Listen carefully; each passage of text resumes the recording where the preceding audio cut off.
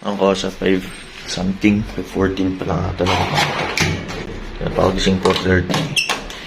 Nag-usap pa kami ng konti, mahal. Ni-warden natin. Kamustahan?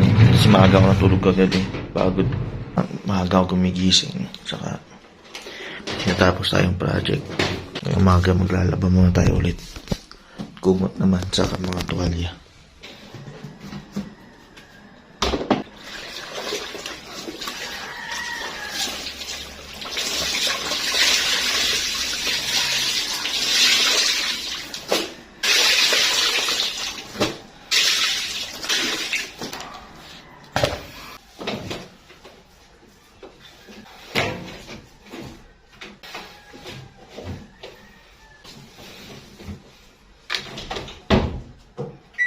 Tapos kosa, proceed tayo sa editing.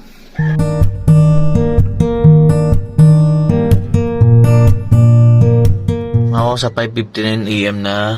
Ang rendering niya nasa 2 hours may get sigurado to kasi 1 hour yung video buo. At natapos na ang isang project. Nag-aasikaso na ako mga kosa at patuloy tayo sa mga bagay na gagawin pa natin. Asikaso na ako kasi papasok. Paalis na ako mga kosa. Share ko lang experience ko ngayong umaga kanina. Sinundo ako ni Ice para sabi niya, sleep. Sabihin humiga ulit. Tapos natulog siya, no. Bago ako umalis, narinig ko parang nag-aatungal silang parehas o nag-iinarte. Ang sakit din sa part na yung parang aga mong gigising, hindi na sila katabi.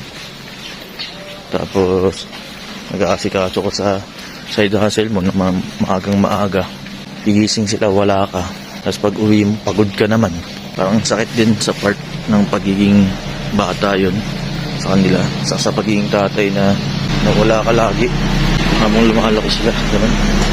Kasi sa umaga, syempre, papasok ka sa work eh. Hindi naman pwedeng hindi kasi yun yung kabuhayan mo eh.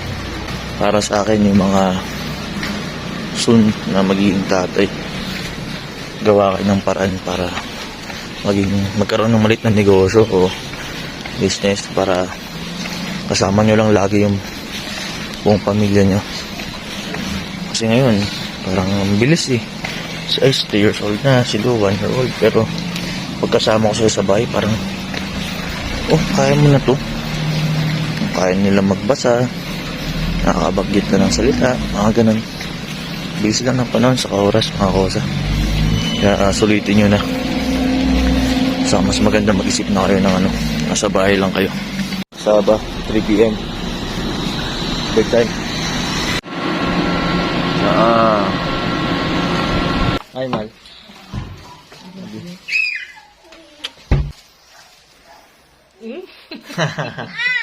Love, daddy, love. Kiss. Daddy, kiss. Kiss. What's that? Chocolate. Chocolate. Love you. Chocolate.